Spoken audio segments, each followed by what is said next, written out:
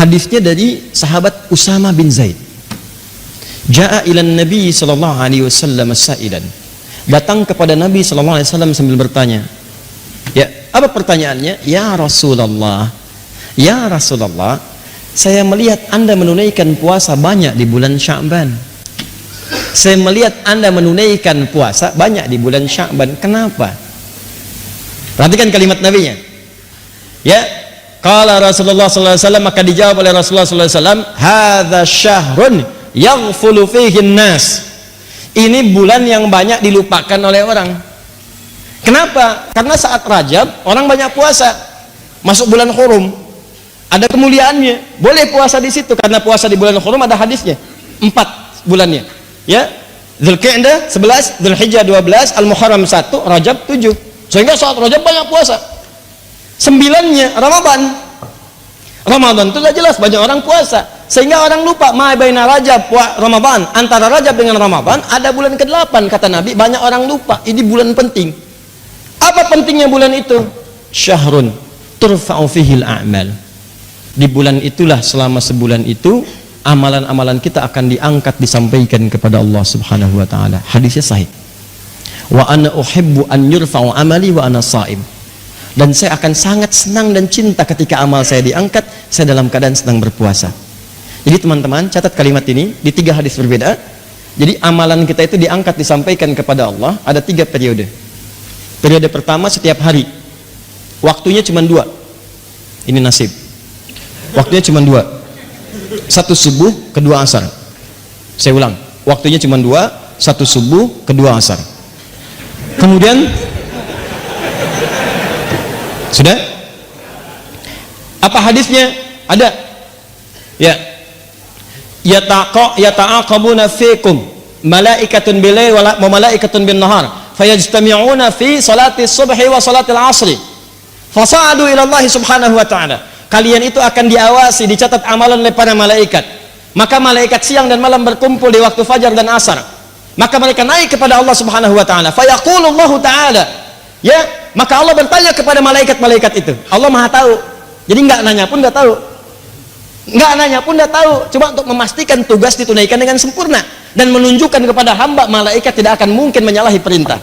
Quran surat 66 ayat ke-6, la ya'sunallaha ma amarahum wa yaf'aluna ma yu'marun. Kadang-kadang ada berita disampaikan itu bukan karena Allah nggak tahu, tapi untuk membuktikan kepada hamba, nih ciptaan saya nggak akan keliru. Kata Allah, bagaimana keadaan hambaku ketika engkau tinggalkan? Kata malaikat, taraktuhu musalliya, saya tinggalkan dia dalam keadaan salat kalau sedang salat.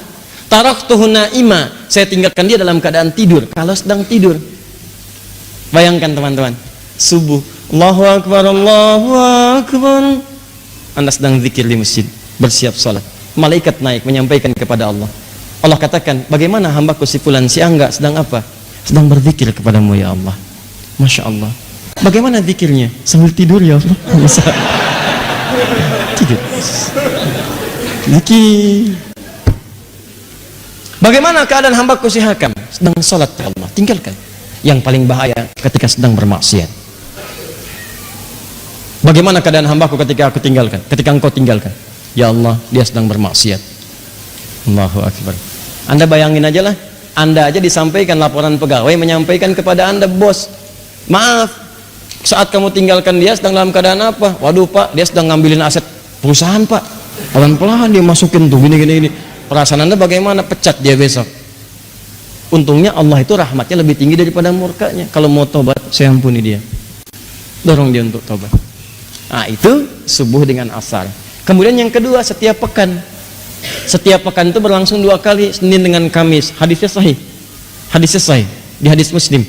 Nabi SAW pernah ditanya, kenapa beliau menunaikan puasa Senin dan Kamis, khususnya di hari Kamisnya. Hari Senin beliau jawab, hadza yauma waulitu. Hari Kamis, hadza yauma yurfa'u fihi al-amal. Wa uhibbu an turfa'a amal a'mali wa ana sha'im. Dan saya senang ketika amalan saya diangkat, saya sedang puasa. Nah, pertanyaannya adalah, lihat baik-baik. Kan tadi ditinggalkan sholat, kan? Ditinggalkan sedang sholat. Kenapa Nabi memilih untuk puasa? Kenapa memilih untuk puasa? Karena saat orang sedang puasa itu ada 2 keunggulannya. Lagi-lagi. Yang pertama, ulangi. Kalau orang cuma sholat saja, maka berhenti di situ. Amalan sempurna, bagus. Tapi kalau orang dilaporkan dalam keadaan puasa, maka dia punya dua keunggulan. Yang pertama, Al-Bukhari, Kitabus Siyam, nomor hadis yang pertama, posisi paling kiri sebelah atas. Riwayat sahabat Abu Hurairah. As-siyamu li wa ana ajzi bihi. Kata Allah, puasa itu khusus untukku. Jadi puasa itu amalan khusus yang langsung Allah kasih pahalanya. Sholat itu amalan memang wajib, tapi amalan umum, semua orang juga sholat. Jadi ketika anda sholat, yang catat pahala malaikat, tapi ketika anda puasa, yang berikan pahala Allah langsung. Ya, maka ketika orang puasa, sebetulnya ketika diangkat amalannya, dilaporkan kepada Allah sedang puasa, maka lebih tinggi nilainya dibandingkan orang yang standar, karena pada saat itu Allah sendiri memberikan pahalanya. Satu. Dua, nah, yang kedua, orang puasa itu umumnya memiliki dua kemuliaan lagi tuh. Anda bayangkan.